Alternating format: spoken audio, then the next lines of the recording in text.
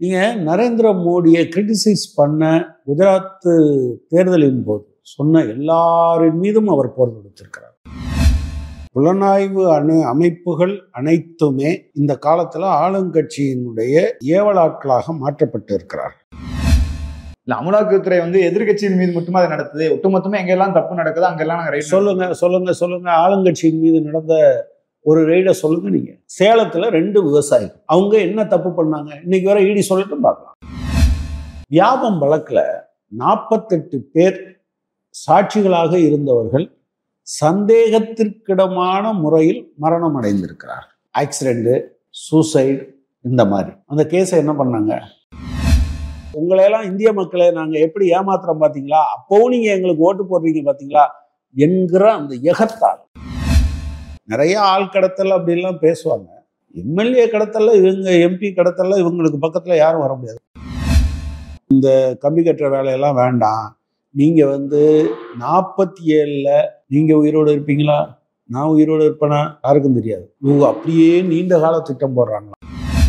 அந்த பிரதமர் வீடு கட்டும் திட்டம்னு சொல்றாங்க, அதை மோடி வீடுன்னு இவங்க மாடிஃபை பண்ணாங்க, அப்படியெல்லாம் பேசிக்கிட்டு அலைகிறாங்க. அந்த அந்த அந்த அதுக்கு எவ்வளவு காசு கொடுக்குறாங்கன்னு தெரியுமா? ஒன்றிய அரசாங்கம் கிராமப்புறமா இருந்தால் 1,20,000 ரூபா கொடுக்கும். 1,20,000 ரூபாயில தமிழ்நாட்டில் எங்கேயுமே வீடு கட்ட முடியாது.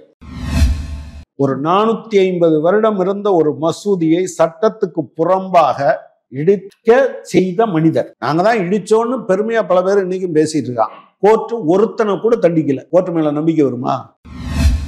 நீங்க எப்ப பார்த்தாலும் மீறுவீங்க. எல்லா நேரத்திலையும் ஐயா சாமின்னு கைகட்டி நிக்கிறதுக்கு நாங்க அடிமையும் இல்லை, நீ முதலாளியும் இல்லை.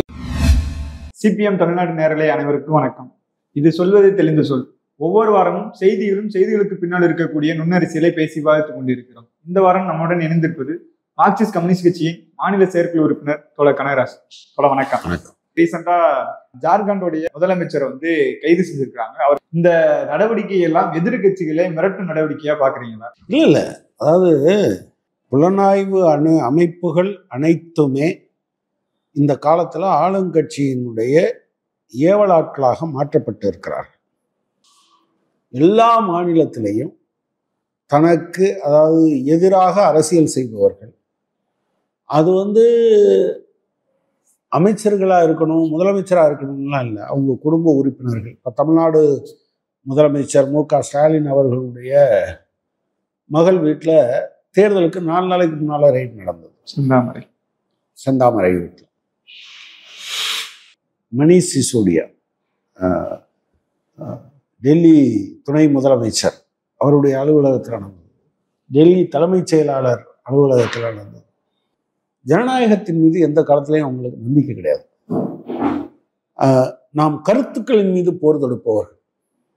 அவர்கள் கருத்தை யார் முன்வைக்கிறார்களோ அவர்கள் மீது போர் தொடுப்பார்கள். அவர்களை ஜெயிலுக்குள்ள பிடிச்சு போடுவாங்க. நீங்க நரேந்திர மோடியை கிரிட்டிசைஸ் பண்ண குஜராத் தேர்தலின் போது சொன்ன எல்லாரின் மீதும் அவர் போர் தொடுத்திருக்கிறார். சஞ்சீவி பட்டா இருக்கலாம், அல்லது ஸ்ரீகுமாரா இருக்கலாம், அவங்க கட்சியில இருந்த பாண்டியா, ஹிரேன் பாண்டியாவா இருக்கலாம், வெளியில இதை எக்ஸ்போஸ் பண்றதுக்கு முயற்சி பண்ண தீஸ்தா சக்கல்வத்தா இருக்கலாம், பில்கிஸ் பானு கேஸ்ல தீர்ப்பு கொடுத்த பெஹில் ரமானியா இருக்கலாம். இங்க ஒருத்தரையும் விட்டு வைக்கல. அமலாக்கத்துறை அவங்க என்ன விதி இருக்கோ அந்த விதியின்படி தானே ரைட் நடத்துவாங்க. இப்ப ஜார்க்கண்டுடைய முதல்வருக்கு அனுப்பியுமே 8 முறை சம்மன் அனுப்பியிருக்கு. 8 முறையுமே அவர் ஆஜராகல. அதை நாங்க அவரை கைது செய்யறோம் அப்படின்னு சொல்றாங்க. எல்லா இடங்களையும் ரைட் இருக்குங்க. 8 தடவை சம்மன் அனுப்பிங்க, அவர் ஏதோ தப்பு பண்ணிட்டாரு அப்படின்னு வச்சுக்கோங்க. இந்த 2 அதிகாரிகள், 2 விவசாயிகள் என்ன பண்ணாங்க தமிழ்நாட்டுல, சேலத்துக்காரங்க? இதுக்கு பதில் சொல்லுங்க. நீங்க சேலத்துல 2 விவசாயிகள் அவங்க என்ன தப்பு பண்ணாங்க இன்னைக்கு வரை இடி சொல்லட்டும் பார்க்கலாம். அமலாக்கத்துறை எதிர்கட்சியின் மீது மட்டுமே அதை நடத்துது, ஒட்டுமொத்தமா எங்கெல்லாம் தப்பு நடக்குது அங்கெல்லாம் சொல்லுங்க. ஆளுங்கட்சியின் மீது நடந்த ஒரு ரெய்டை சொல்லுங்க. நீங்க எங்க நான் என்ன கேட்குறேன், பரனூர் சுங்கச்சாவடியில் 52% விஐபி பாஸ்ல போயிட்டாங்க அப்படின்னு சொல்றான். அநியாயம். எங்கே ரெய்டு நடத்துச்சு? அது வியாபம் வழக்குல 48 பேர் சாட்சிகளாக இருந்தவர்கள் சந்தேகத்திற்கிடமான முறையில் மரணம் அடைந்திருக்கிறார். ஆக்சிடென்ட், சூசைடு, இந்த மாதிரி அந்த கேஸை என்ன பண்ணாங்க? குத்தி மூடிட்டாங்களே. இதே இடி பாஜக அலுவலகத்தில் வேலை செய்கிற ஜோதிகுமார் என்பவர் வீட்டுக்கு ரெய்டுக்கு போகுது. காலையில் 7 மணி வரை இருந்து 12 மணி வரை இங்கே இருக்கு. அதுக்கு பின்னால இவங்க வெளியே போயிடுறாங்க. 2 விஷயம் தானே. ஒன்று, இவங்க ரெய்ட் பண்ணியிருந்தா என்ன சொல்லணும்? இந்த காரணத்துக்காக ரெய்ட் பண்ணணும்னு சிபிஐ சொல்லியிருக்கணும், இது இடி சொல்லியிருக்கணும். பண்ணாங்களா? சரி. ரெய்டு தப்பா நடந்துச்சுன்னா பாஜக என்ன சொல்லணும்? எங்க ஊழியர் வீட்டில் சும்மா வந்து எதுக்கியா ரெய்ட் பண்ணேன்னு கேட்டுருங்க. 2 பேரும் ஏதாவது பேசுனாங்களா? அமைதியா இருந்தாங்க. கனவுல ஏதோ வந்தது மாதிரி 2 பேரும் வெளியே பேசாம இருந்தாங்க. ஏன் இருந்தாங்க? ஒரு இடி அதிகாரி லஞ்சம் வாங்குறான், 20 லட்சம் கையும் களவுமா பிடிச்சிருக்காங்க. அவர் ஆபீஸ்ல போய் ரெய்டு பண்ண போனா அங்க பாஜகவினுடைய மாவட்ட மதுரையில் வழக்கறிஞர் பிரிவு தலைவருக்கும் துணை தலைவரும் சம்மன் இல்லாம எதுக்கு ஆஜராகணும்னு கேட்டேன். உடனே சில பேர் கேட்பாங்க, இல்லையே நீங்க வந்து செந்தில் பாலாஜி வீட்டில் ரெய்டு நடக்கும்போது அந்த கட்சிக்காரங்க வந்தாங்க. கரெக்டு. செந்தில் பாலாஜி திமுக காரர், அவர் வீட்டில் ரெய்டு நடக்கும்போது அவங்க கட்சிக்காரங்க வந்தாங்க. அங்கித் திவாரி என்ன கட்சிக்காரரு? அவர் ஆபீஸ்ல ரெய்டு நடக்கும்போது பாஜக எதுக்கு போகுது? 2 பேரும் ஒரு கட்சியா? அப்ப அதனாலதான் சொல்றோம் ஏவல் நாய். இந்த விஷயம் ஜார்க்கண்ட் விஷயத்திலுமே கூட மாநிலத்துடைய ஆளுநர் வந்து சுணக்கம் காட்டுறாரு. புதிய முதல்வர் தேர்வுல பெரிய சுணக்கம் காட்டுறாரு. இன்னைக்கு அங்க இருக்கக்கூடிய எம்எல்ஏ எல்லாம் விலைக்கு வாங்குறதுக்கு பாஜக தயாராகிட்டு இருக்கு அப்படின்னு ஒரு குற்றச்சாட்டு வச்சிருக்காங்க. எப்படி பாக்குறது? அந்த வேலை தானே பண்ணிட்டு இருக்காங்க. பாஜகவினுடைய டிஎன்ஏ என்பது நேர்மைக்கும் அதுக்கும் சம்பந்தம் இல்லை. 10 நாளைக்கு முன்னால பீகார்ல நிதிஷ்குமார் ஆர்ஜேடி கூட்டணியில் இருப்பாராம், ரிசைன் பண்ணுவாராம், கவர்னர் ஏத்துப்பாராம். உடனே இவர் நாங்களும் பாஜகவும் கூட்டணி சேர்ந்துட்டோம் அப்படின்னு சொல்லுவாங்க. உடனே பதவி பிரமாணம் செஞ்சு வச்சிருவாராம். சிபி ராதாகிருஷ்ணனுக்கு இப்போ என்ன வேலை? ஃப்ளோர் டெஸ்ட்ல அவர் ஜெயிக்கட்டும், போகட்டும். அப்புறம் ஆள் கடத்தல் பண்ணுவாங்க, எம்எல்ஏ கடத்தல் பண்ணுவாங்கன்னு வச்சுக்கோங்க. அநேகமாக இந்தியாவில் நிறைய ஆள் கடத்தல் அப்படிலாம் பேசுவாங்க. எம்எல்ஏ கடத்தல்ல இவங்க, எம்பி கடத்தல்ல இவங்களுக்கு பக்கத்தில் யாரும் வர முடியாது. புள்ள பிடிக்கிறவன்னு கிராமத்தில் ஒன்று சொல்லுவாங்க, இவங்க எம்எல்ஏ பிடிக்கிறவங்க. எனவே இவங்க அதுக்கான அது அவங்க டிஎன்ஏ. நிர்மலா சீதாராமன் பேசுறதா இருக்கட்டும், மோடி அரசாங்கம் பேசுறதா இருக்கட்டும், இந்த பட்ஜெட் வந்து மக்களுக்கான பட்ஜெட்னு சொல்றாங்க. நீங்க இதை எப்படி பாக்குறீங்க? இவங்க பெருமாள் கோயிலை இடிக்கிறதுக்காகவே ராமாயணம் படிக்கிறவங்க. பாருங்க, நான் வந்து ஏற்கனவே ராமாயணம் படிக்கிறேன், நான் போய் இதை இடிப்பேனான்னு சொல்ற ஆட்கள். இதுல என்ன மக்களுக்கான திட்டம் இருக்கு? இன்னொன்று, இந்த இடைக்கால பட்ஜெட்டே வந்து 2047க்கு நாடு ஒரு முழுமையான இது ஆகிறதுக்கான பட்ஜெட்டா இருக்கும். இந்த கம்பி கட்டுற வேலையெல்லாம் வேண்டாம். நீங்க வந்து 47ல் நீங்க உயிரோடு இருப்பீங்களா, நான் உயிரோடு இருப்பேனா யாருக்கும் தெரியாது. இவங்க அப்படியே நீண்ட கால திட்டம் போடுறாங்களாம். ரைட், அங்கேயே நிறுத்துங்க. இப்போ எனக்கு வேலை இல்லை, வேலை கொடுக்குறீங்களா? விலைவாசி அதிகமாகிடுச்சு, அதை சரி பண்ண போறீங்களா? விவசாய ஒரு விளைபொருளுக்கு 1.5 மடங்கு தர்றேன்னு சொன்னீங்க, அதை பண்ணுறீங்களா? இப்போ லேட்டஸ்டாக வந்த ஒரு சர்வே என்ன சொல்லுதுன்னா, கீழே இருக்கிறவங்களுடைய வருமானம் 2016-17, 21-22 காலகட்டத்தில் 50% குறைந்திருக்குன்னு சொல்லுது. உயர்லைன்னு சொல்லல, குறைஞ்சிருக்குன்னு சொல்லுது. வறுமையிலேருந்து மீட்டெடுத்து அவங்களோடது எப்படி குறையும்? குஜராத்தில் 1/3 வறுமைக்கு கீழேன்னு சொல்றாங்க. அந்த வறுமைக்கு கீழே இருக்கிறவங்கள அது அந்த வறுமை கோடுங்கிறதே எப்படி இருக்குன்னா, கிராமப்புறத்தில் இருக்கிறவர் அதிகபட்சம் ஒரு நாளைக்கு 26 ரூபாயில பழைச்சிருக்கணும். நகர்ப்புறத்தில் இருக்கிறவர் 32 ரூபாய்க்குள்ள பழைச்சிருக்கணும். இதுல எங்க இருந்து யாரை மீட்டிங்க? சுகாதாரத்துறை வந்து முந்தைய ஆண்டை விட இந்த ஆண்டு நாங்கள் அதிக நிதி ஒதுக்கியிருக்கோம், 1481 கோடி. இல்லை, நீங்க இங்கேயும் அங்கேயுமா ஏதாவது ஒன்றை எடுத்து வச்சுக்கிட்டு நாங்கள் கூடுதலாக உயர்த்திருக்கோம் போயிருக்கோம்னு சொல்லக்கூடாது. ஓவராலாக மக்களுக்கு என்ன பண்ணீங்க? மக்களுக்கு எதுவுமே பண்ணாமல் நீங்கள் வந்து நிற்க முடியாது. நான் என்ன கேட்குறேன்னா, கிராமப்புற வேலை உறுதியளிப்பு திட்டம் இந்த வருஷம் அது வந்து 11 கோடி பேர் அவங்களுக்கு வந்து கைரேகை வைக்கிறதுக்கான ஸ்மார்ட் ஃபோன் இல்லை அல்லது வந்து ஆதாரோட இணைக்கலைன்னு 11 கோடி பேரை ஒதுக்கி வச்சிருக்கீங்க. அப்போ இந்த 11 கோடி பேருக்கு வேலை கொடுக்கணும்னா நீங்கள் என்ன பண்ணணும்? அடுத்த வருஷத்துக்கு இந்த 11 கோடி பேருக்கும் சேர்த்து போடணும்ல. போன வருஷம் எவ்வளவு தொகை செலவழிக்கப்பட்டதோ அதை தான் இந்த வருஷம் ஒதுக்கீடு பண்ணியிருக்கீங்க. கிராமப்புறங்கள்ல 5 ஆண்டுகள்ல வந்து 2 கோடி வீடுகள் கட்டித்தரப்படும் சொல்லியிருக்கிறாங்க. அதே மாதிரிக்க சோலாரு, அடுத்து மருத்துவக் கல்லூரி, இதை உள்ளிட்டெல்லாம் சொல்லியிருக்காங்க. மருத்துவக் கல்லூரி, எய்ம்ஸ் சொல்லியிருக்காங்களா? 7 எய்ம்ஸ் 22 எய்ம்ஸாக மாறிடுச்சு. அதில் மதுரையும் சேருமா? இல்லை, நான் என்ன கேட்குறேன்னா, நீங்கள் 9 வருஷத்துக்கு முன்னால் ஒரு உத்தரவாதம் கொடுத்துருக்கீங்க, 5 வருஷத்துக்கு முன்னால் அதுக்கு அடிக்கல் நாட்டுறீங்க, இப்போ 5 வருஷம் கழித்து அதையும் கணக்கில் சேர்த்துருக்கீங்க. என்ன பண்ணியிருக்கீங்கன்னு கேட்டால் அதுக்கு பதில் சொல்லாமல் அங்கங்கே நான் இதை ஆரம்பிப்பேன்னு சொல்லிட்டு அதுக்கெல்லாம் பேர் சொல்லிட்டு போவீங்க. இல்லை, பட்ஜெட்ல முன்ன பின்ன இருக்கலாம், ஆனால் ஒட்டுமொத்தமே பட்ஜெட் வந்து நீங்க முழுமையான குறையா சொல்லிக்கிட்டே இருக்கீங்க. இல்லை, நீங்கள் அடுத்து இப்போ கேட்கும்போதே நிறையா சொல்லிட்டீங்க. 2 கோடி வீடு கட்டி கொடுப்போம் தமிழ்நாட்டில். அதான் அந்த பிரதமர் வீடு கட்டும் திட்டம்னு சொல்கிறாங்க, அதை மோடி வீடுன்னு இவங்க மாடிஃபை பண்ணாங்க, அப்படியெல்லாம் பேசிக்கிட்டு அலைகிறாங்க. அந்த அந்த அந்த அதுக்கு எவ்வளோ காசு கொடுக்குறாங்கன்னு தெரியுமா? ஒன்றிய அரசாங்கம் கிராமப்புறமாக இருந்தால் 1,20,000 ரூபா கொடுக்கும். 1,20,000 கொடுக்காது. 1,20,000 வீடு கட்டணும்னு சொல்லி அதில் 60% கொடுக்கும். அது எவ்வளவு? 72,000 ரூபா. 1,20,000 ரூபாயில் தமிழ்நாட்டில் எங்கேயுமே வீடு கட்ட முடியாது. எனவே தமிழ்நாடு அரசாங்கம் 2,40,000 ரூபா கொடுக்குது. அதை டபுளாக்கி கொடுக்குது. முதலமைச்சர் வீடு கட்டும் திட்டம்னு வைக்கணும். அவர் கொஞ்சம் போல கொடுப்பாராம். இப்படி பல திட்டங்களை அவங்க வச்சுருக்காங்க. பிரதமர் பயிர் காப்பீட்டு திட்டம்னு ஒன்று இருக்கு, சரியா? அது வரும்போது என்ன பண்ணாங்கன்னா, அதாவது என்னன்னா, பயிர் காப்பீடு செய்வதற்கு விவசாயி இது இன்சூரன்ஸ் ப்ரீமியம் கட்டணும். விவசாயி 100 ரூபா கட்டணும்னா ஒன்றிய அரசாங்கம் 49, மாநில அரசாங்கம் 49, விவசாயி 2ன்னு இருந்ததை இப்போ 25, 73, 2ன்னு மாற்றிட்டீங்க. ஏன்னா இப்படி இந்த மாதிரியான கொசுராக செய்கிற வேலையெல்லாம் இங்கே வந்து பெரிய படம் போட்டு காட்டாதீங்க. அது நீங்கள் கட்டி கொடுக்குற வீடு இல்லை, உண்மையில் மாநில அரசுகள் கட்டி கொடுக்குற வீடு. இந்த இடைக்கால பட்ஜெட்டு அடுத்த ஆண்டு நாங்கள் தான் ஆட்சிக்கு வருவோம், முழு ஆண்டு பட்ஜெட்டையும் நாங்கள் வைப்போம் அப்படின்னு ஒரு சொல்கிறாங்க. அதை எப்படி பார்க்குறீங்க? என்ன EVM இப்போவே மாற்றுறதுன்னு முடிவு எடுத்துட்டீங்களா? ஒரு நம்பிக்கை தெரியும். மக்கள் எங்களுக்கு ஓட்டு போடுவாங்க, மக்கள் எங்களை கண்டிப்பாக தேர்ந்தெடுப்பாங்க, ஏன்னா நாங்கள் மக்களுக்காக நிறைய இது பண்ணியிருக்கோம். இந்த பட்ஜெட் மக்களுக்கான பட்ஜெட்டில் இதெல்லாம் போய் யாராவது பேசிகிட்டு இருப்பாங்களா? உங்கள் பட்ஜெட்டை போட்டு நீங்கள் வாட்டில் போக வேண்டியது, அப்புறம் வெளியே போய் பேசிக்க வேண்டியது. ஏன்னாப்பா நாடாளுமன்றத்திற்குள் இது என்ன பேச்சு? நம்பிக்கைன்னு சொல்லலாம், அல்லது திட்டம் வச்சுருக்கோம் ஜெயிக்கிறதுக்குன்னு சொல்லலாம், அல்லது வந்து அடிச்சு விடுவோன்னு சொல்லலாம். பார்க்கலாம். ஜனநாயகத்தில் ஒருத்தர் மட்டுமே வென்றுகிட்டு இருந்திருக்காங்களா என்ன? 2 தேர்தலையும் இந்த வேலையின்மை சம்பந்தமாக பேசியிருக்கோம், விலைவாசி சம்பந்தமாக பேசியிருக்கோம். ஆனால் மீண்டும் அவங்க தான் ஆட்சிக்கு வராங்க, அதே மெஜாரிட்டியோட நாங்கள் வருவோம்.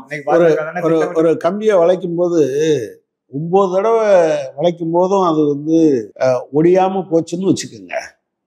10வது தடவை வளைச்சாலும் அது ஒடியாதுன்னு நினைக்கிறது சயின்ஸுக்கு முரணானது. அங்கே 10வது தடவை இந்த தேர்தலில் வளைக்க போகிறோம். Will do that. Palani Murugan கோயில வந்து இதர மதத்தினர் வந்து போகக்கூடாது அப்படின்னு வந்து உயர்நீதிமன்ற மதுரை கிளை வந்து சொல்லியிருக்காங்க. இதை நீ எப்படி பாக்குறீங்க? ஏன்னா இன்னைக்கு எல்லா இடங்களையும் வந்து எல்லா ஆலயங்களுக்கும் எல்லாரும் போயிட்டு வர்ற நிலைமை தான் இருக்கு. ஆனா இப்படிப்பட்ட தீர்ப்பு வருது. அந்த தீர்ப்போட சேர்த்து என்ன சொல்றாங்கன்னா, அந்த நீதிபதி ஸ்ரீமதி வந்து இந்த தீர்ப்பு வந்து இங்க தமிழ்நாட்டில் இருக்கக்கூடிய எல்லா அறநிலைத்துறைக்கும் இது பொருந்தும் அப்படின்றாங்க. இதை நீ எப்படி பாக்குறீங்க? இதன் மேல அப்பீல் பண்ணணும்னு மார்க்சிஸ்ட் கட்சி ஏற்கனவே வலியுறுத்திருக்கு.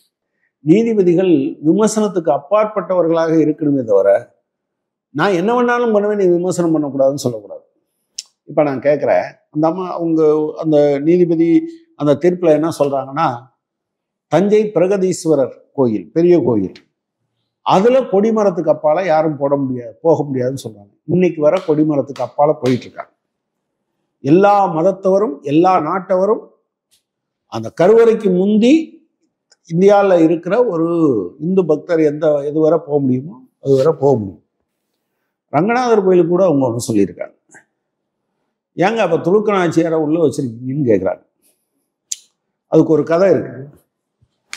பட்டு அவங்க என்ன சொல்லியிருக்காங்க, துலுக்கநாச்சியார் அவரோட ஐக்கியமாயிட்டாங்க. அப்போ ஐக்கியமாயிட்டாங்கன்னா துலுக்கநாச்சியார் நீங்கள் சொல்ல முடியாதுல்ல. மரம் மாறிட்டாருன்னா அவங்க இந்து நாச்சியார் தானே நீங்கள் சொல்லணும். சரி, இவங்க இந்து நாச்சியார் ஆகினாங்களா இல்லையான்னு வச்சுங்க. நீங்க ரங்கநாதரையே நைட்ல கையில் கிட்டி தான் வச்சிருக்கீங்க. அரியும் சிவனும் ஒண்ணு, அறியாதவன் வாயில மண்ணுங்கிறதுக்கு பேர் என்ன? ரெண்டும் இந்து மதம் தானே. ஏன்னா கடவுள்ரா, ஒருத்தன் அரின்னு பேர் வச்சிருக்க, ஒருத்தன் சிவன்னு பேர் வச்சிருக்க, வச்சுக்கோ, ஆனா என் பேர்ல சண்டை போடாத. தெய்வம் பல சொல்லி பகை தீயை வளர்ப்பவர் மூடர். இது யாரு? பாரதி சொன்னான். தீயை கும்பிடும் பார்ப்பார், திசையை வணங்கிடும் துருக்கர், இயேசுவை வணங்கிடும் கிறிஸ்தவர் என்று அவர் சொல்றார். இவங்கெல்லாம் ஒன்னா இருக்காங்க, தெய்வத்துல நீ வேறுபாடு காமிக்காத அப்படின்னு சொல்லியிருக்காரு. ஒன்றே குலம் ஒருவனே தேவன்னு அதுக்கு பின்னால அது வந்தது. நான் என்ன சொல்றேன், கடவுள் பலவிதமா இருக்காங்க. இப்போ இந்துன்னு சொல்றாங்க, இந்துல வைஷ்ணவர் அடக்கமா? நாளைக்கு ஒருத்தர் நிர்மலா சீதாராமன் வச்சுப்போம், அவங்க கோயிலுக்கு போகணும்னு நினைக்கிறாங்க. நீங்க இந்த வைஷ்ணவ பிரிவை சார்ந்தவர், எனவே இது சைவ கோயில், நீங்க வரக்கூடாதுன்னு ஒருத்தர் கோர்ட்டுக்கு போனா என்ன பண்ணுவீங்க? சரி, வைணவத்துக்கு ஒரு கோயில் வச்சு வடகலையா தென்கலையான்னு சண்டை வந்துச்சுன்னா நீங்க என்ன பண்ணுவீங்க? நான் ராமநாதபுரத்தில் பிறந்தேன், ராமநாதபுரம் மாவட்டம். எங்கள் ஊரில் சாமி கூட கிளம்புறவங்க என்ன பண்ணுவாங்கன்னா, நாகூர் தர்பாவுக்கு போய் அலோ அல்லான்னு ஒரு கும்பிடு போடுவாங்க. அந்த பக்கம் வேளாங்கண்ணிக்கு போய் ஒரு கும்பிடு போடுவாங்க. தஞ்சை பிரகதீஸ்வரர் கோயிலுக்கு ஒரு கும்பிடு. இவங்களுக்கு எந்த விதமான வேறுபாடும் கிடையாது. இதுதான் நம்முடைய ட்ரெடிஷன். கடவுள் அதுக்கு உருவம் இருக்கா இல்லையா அப்படிங்கிறதெல்லாம், அதாவது நல்லா சொல்லியிருக்காங்க, நட்ட கல்லும் பேசுமோ நாதன் உள் இருக்கையில். ஏன்டா இப்படிலாம் பண்ற? ஒரு கல்லை வைக்கிற, பூ வைக்கிற, பொட்டு வைக்கிற, இதெல்லாம் மந்திரம் சொல்ற. நட்ட கல்லும் பேசுமோ நாதன் உள் இருக்கையில் அப்படின்னு சொல்லியிருக்காரு. அதாவது தஞ்சை பிரகதீஸ்வரர் கோயிலுக்குள் யாரும் அந்நிய மதத்தினர் அந்த கொடிமரத்துக்கு அப்பால் அனுமதிக்கப்பட்டதில்லை அப்படின்னு சொல்றாங்க. நான் என்ன சொல்றேன்னா, தவறா ஏன் நீங்க சொல்றீங்க? நீங்க பாத்தீங்களா? யாராவது சொன்னா நீங்க அதை இது பண்ணிப்பீங்களா? கேட்கணுங்களா? அதை கேட்காம அப்படி போடுறதுங்கிறது எப்படி சரியா இருக்கும்? அப்ப என்னன்னா, இதுல ஒரு நோக்கம் இருக்கிறதோ என்று சந்தேகிக்க வேண்டியது இருக்கு. இந்த நோக்கம் தவறானது, மக்களை பிளவுபடுத்தக்கூடியது, சமூகத்திற்கு தீங்கு விளைவிக்கக்கூடியது, சமூக அமைதிக்கு எதிரானது. எங்க தெய்வங்களுக்கெல்லாம் நான்வெஜ் வைக்கலைன்னா தெய்வம் ஏற்றுக்காது. ஒன்றும் முடியலைன்னா சாதாரண மக்கள் என்ன பண்ணுவாங்க? இப்போ எங்கள் ஊரில் சோனம்தன்னு ஒரு ஒரு ஒரு ஒரு ஒரு கோயில்னு ஒரு கல் மட்டும் வச்சிருப்பாங்க. குழந்தைகள் பிறந்த உடனே அதை அழுதுச்சுன்னு வச்சுங்க, சோனமுத்தன் கிள்றாரு அப்படின்னு சொல்லி ஒரு பாட்டில் கல்லும் ஒரு கருவாடு சுட்டு ரெண்டையும் கொண்டு போய் வச்சுட்டு வந்துடுவாங்க. ஸோ சோனமுத்தனுக்கு விருப்பமானது என்னது? கல்லும் கருவாடும். நீங்க ஏன் நீங்க எங்களுக்கு இது நான்வெஜ், இவர் நான்வெஜ் சாப்பிடலையா, முருகன் சாப்பிடலையா? சாப்பிடாம இருந்திருக்கவே முடியாது. ராமர் சாப்பிட்டாருன்னு யார் எழுதியிருக்கா? வால்மீகி எழுதியிருக்காரு. ஒன்று வால்மீகி எழுதுனது தப்பா இருக்கணும், அல்லது இவங்கெல்லாம் அதை தவறா பயன்படுத்தணும். யாராவது ஒருத்தர் அதை எழுதுறவர் அவருக்கு பிடிக்கலைன்னு ஐயோ இது சாமிக்கு ஆகாதுன்னு சொன்னா எல்லாரும் ஆகாம போகணுமா என்ன? இங்க தமிழ்நாடு தான் நிறைய கோயில்கள் இருக்கக்கூடிய மாநிலம். எனவே இதுல பகைத்தீயை மூட்டுவது மாதிரி இதை செய்யக்கூடாது. நம்பக்கூடிய ஒரு இடம் நீதிமன்றம். அப்படி இல்லைன்னா நம்ப மாட்டாங்க. ஒரு 450 வருடம் இருந்த ஒரு மசூதியை சட்டத்துக்கு புறம்பாக இடிக்க செய்த மனிதர். நாங்க தான் இடிச்சோன்னு பெருமையா பல பேர் இன்னைக்கும் பேசிட்டு இருக்கான். கோர்ட்டு ஒருத்தனை கூட தண்டிக்கல இல்லையா? பிறகு கோர்ட்டு மேல நம்பிக்கை வருமா?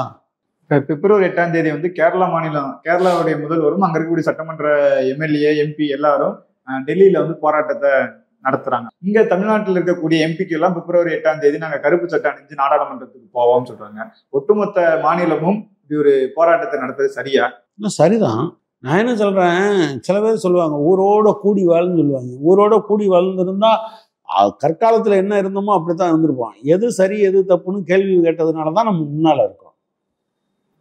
நான் என்ன கேட்குறேன், தமிழ்நாட்டுக்கு 27ஆம் தேதிக்குள்ள நிதி வந்துரும்னு தமிழக எம்பிக்கெல்லாம் போய் சந்திக்கிற போது அமித்ஷா சொன்னார்ல, இன்னைக்கு வர ஜனவரி 27 ஆகலையா?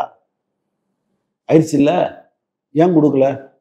கேட்க சொல்லாம வருஷம் சொல்லாம இருந்திருப்பாரு. அப்படி ஒண்ணு இருக்கு. சொன்னாலும் சொல்லுவாங்க அவங்க அப்படி ஆட்கள். நீங்க எங்களுக்கு வெள்ளம் வந்தா நிவாரணம் தர மாட்டீங்க, அதுக்கு உதவிக்கு வர்ற ஹெலிகாப்டருக்கு நீங்க காசு வாங்கிப்பீங்க, நாங்க சட்டம் ஏற்றுனா நீங்க கையெழுத்து போட மாட்டீங்க, நாங்க துணைவேந்தர் யாருன்னு நியமிச்சா துணைவேந்தர் நியமிப்பது எங்க இருந்து வருது? இந்த மாநிலத்தினுடைய பிரத்யேக சூழ்நிலையை அறிந்து கொண்ட ஒருவர் துணைவேந்தராக இருக்கணும்னு நினைக்கிறோம். அதனாலதான் தமிழ்நாடு முன்னேறிச்சு, பிரத்யேகமா இருந்தது. நீ சொல்லு இல்ல நாங்க அப்படியே சென்ட்ரல் கவர்மெண்ட் சொன்னதெல்லாம் நாங்க பண்ணோம், இங்க தங்கம் விளையுது அப்படின்னு ஏதாவது ஆயிருக்கா என்ன? கிடையாது, ஒன்றும் கிடையாது. எனவே நீங்க எப்போ பார்த்தாலும் மீறுவீங்க.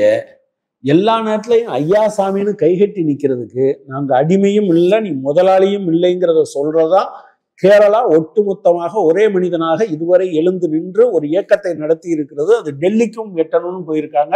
அது டெல்லிக்காக மட்டும் பேசுறது இல்லை.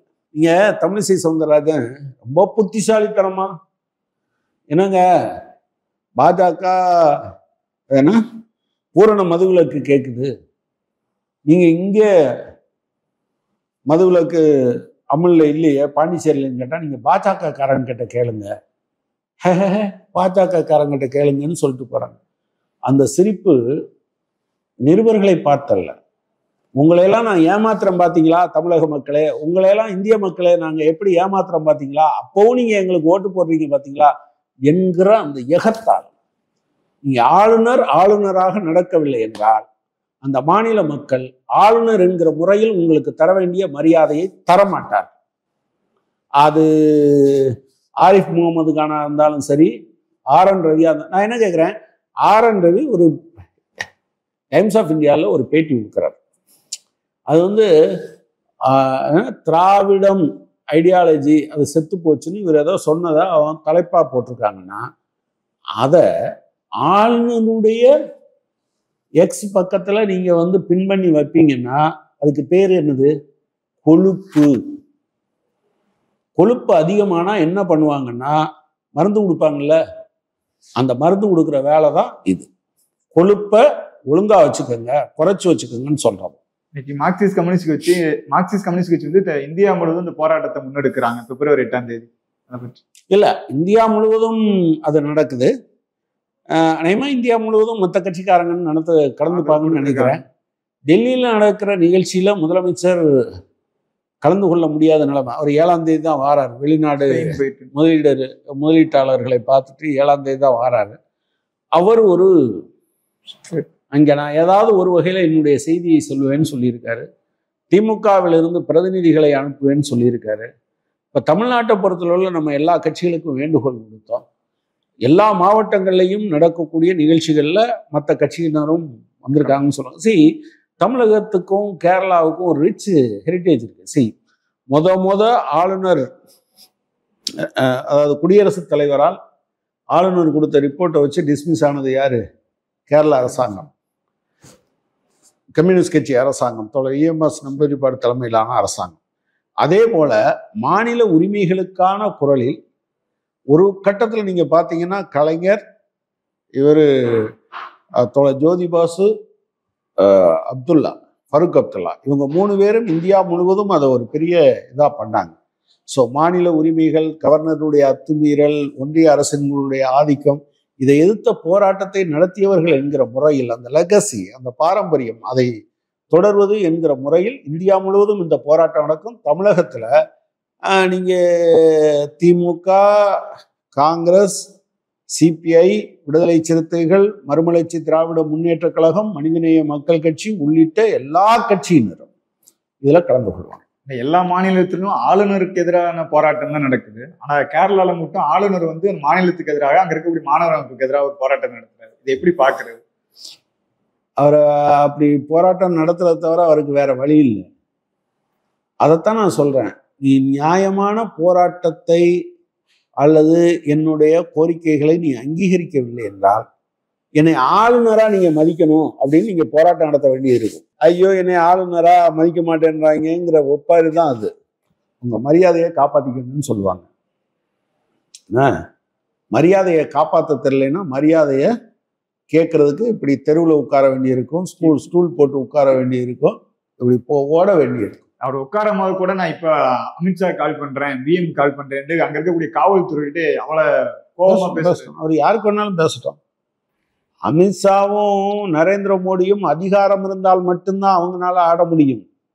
ஆங்கிலேயன் ஆட்சியில் இருந்த போது கூட இந்த போடா அப்படின்னு சொல்ற தெம்பும் திராணியும் தார்மீக திமிரும் படைத்தவர்கள் கம்யூனிஸ்டுகளும் மற்றவங்களும். எங்களுக்கெல்லாம் இந்த அமித்ஷாவை சொல்லிட்டோம், நாங்கள் என்ன ஒன்றுனாலும் என்ன பண்ண முடியும், அதிகாரம் இருக்கிறதுனால என்ன ஒரு அரசாங்கத்தை கவிழ்க்க முடியும், கைது செய்ய முடியும். இந்த ஆட்டம் எல்லாம் எவ்வளவு நாளைக்கு? பல்வேறு செய்தியுடன் நம்முடன் பகிர்ந்திருக்கிறார். ரொம்ப நன்றி தோழர்.